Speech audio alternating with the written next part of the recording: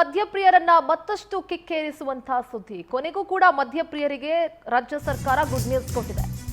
ಇದು ಮದ್ಯಪ್ರಿಯರನ್ನ ಮತ್ತಷ್ಟು ಕಿಕ್ಕೇರಿಸುವಂತಹ ಸುದ್ದಿ. ದುಬಾರಿ ಬೆಲೆಯ ಮದ್ಯದ ದರವನ್ನ ಇಳಿಕೆ ಮಾಡೋದಕ್ಕೆ ಈಗ ನಿರ್ಧಾರ ಮಾಡಲಾಗಿದೆ. ಕಡೆಗೂ ಕೂಡ ಮದ್ಯಪ್ರಿಯರಿಗೆ ಗುಡ್ ನ್ಯೂಸ್ ಕೊಟ್ಟಿದೆ ಸರ್ಕಾರ. ದುಬಾರಿ ಮದ್ಯದ ದರ ಇಳಿಕೆ ಮಾಡೋದಕ್ಕೆ ನಿರ್ಧಾರ ಮಾಡಲಾಗಿದೆ. ಸೆಪ್ಟೆಂಬರ್ ತಿಂಗಳಿಂದ ಅಗ್ಗದ ದರದಲ್ಲಿ ಎಣ್ಣೆ ಸಿಗುತ್ತೆ. ಅಬಕಾರಿ ಆದಾಯವನ್ನ ಹೆಚ್ಚಿಸೋದಕ್ಕೆ ಸರ್ಕಾರ ದರವನ್ನ ಇಳಿಸ್ತಾ ಇದೆ. ಮದ್ಯದ ದರ ಇಳಿಸಿ ಅಂತ ಅಬಕಾರಿ ಇಲಾಖೆಗೆ ಸಿಎಂ ಸೂಚನೆ ಕೊಟ್ಟಿದ್ದಾರೆ. ನಷ್ಟವನ್ನ ತಪ್ಪಿಸೋದಕ್ಕೆ ಮದ್ಯದ ದರ ಇಳಿಕೆಗೆ ಗ್ರೀನ್ ಸಿಗ್ನಲ್ ನೀಡಲಾಗಿದೆ.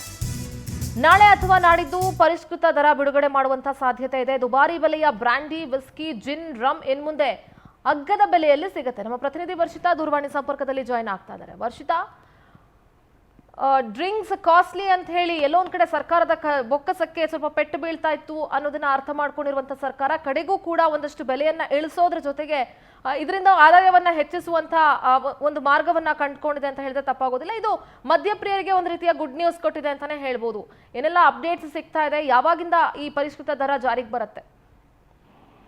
ಎಸ್ ಸಿಂಧೂರ, ಈ ಹಿಂದೆ ಕೂಡ ಮದ್ಯಪ್ರಿಯರಿಗೆ ಶಾಕ್ ಮೇಲೆ ಶಾಕ್ ಕೊಡ್ತಾನೆ ಬರ್ತಾ ಇತ್ತು. ಅಂದ್ರೆ ಪ್ರತಿ ಬಾರಿ ಕೂಡ ಮದ್ಯದ ಬೆಲೆ ಏರಿಕೆಯನ್ನ ಮಾಡ್ತಾ ಇತ್ತು. ಈ ಹಿಂದೆ ಕೂಡ ಬಿಯರ್ ಬೆಲೆ ಏನಿತ್ತು, ಬಿಯರ್ನ ಬೆಲೆ ಕೂಡ ಜಾಸ್ತಿ ಮಾಡಿತ್ತು. ಹಾಗಾಗಿ ಕಂಗೆಟ್ಟಂತಹ ಏನು ಮದ್ಯಪ್ರಿಯರು ಬೇರೆ ಬೇರೆ ರಾಜ್ಯಗಳಿಗೆ ಹೋಗಿ ಮದ್ಯವನ್ನ ಖರೀದಿ ಮಾಡ್ತಾ ಇದ್ರು. ಹಾಗಾಗಿ ಇದೇ ಒಂದು ಏನ್ ಖರೀದಿ ಮಾಡ್ತಾ ಇರೋದ್ರಿಂದ ನಮ್ಮ ಸರ್ಕಾರಕ್ಕೆ ಲಾಸ್ ಆಗ್ತಾ ಇತ್ತು. ಇದನ್ನ ಅರ್ಥಂತಹ ನಮ್ಮ ಏನ್ ಸರ್ಕಾರ ಇದೆ ಈಗ ಸೆಪ್ಟೆಂಬರ್ 1ರಿಂದ ಮದ್ಯವನ್ನ ಇಳಿಕೆ ಮದ್ಯದ ಬೆಲೆ ಏನಿದೆ ಅದನ್ನ ಇಳಿಕೆ ಮಾಡೋದಕ್ಕೆ ರೆಡಿ ಆಗಿರುವಂತದ್ದು.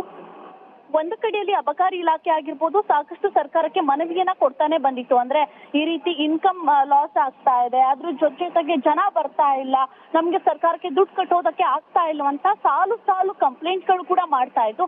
ಆದ್ರೂ ಕೂಡ ಎಲ್ಲೋ ಒಂದ್ ಕಡೆ ಬೆಲೆ ಏರಿಕೆ ಆಗ್ತಾನೆ ಇದ್ದಿದ್ರಿಂದ ಈಗ ಸರ್ಕಾರ ಇತ್ತ ಮದ್ಯಪ್ರಿಯರಿಗೆ ಗುಡ್ ನ್ಯೂಸ್ ಅನ್ನ ಕೊಟ್ಟಿರುವಂತದ್ದು.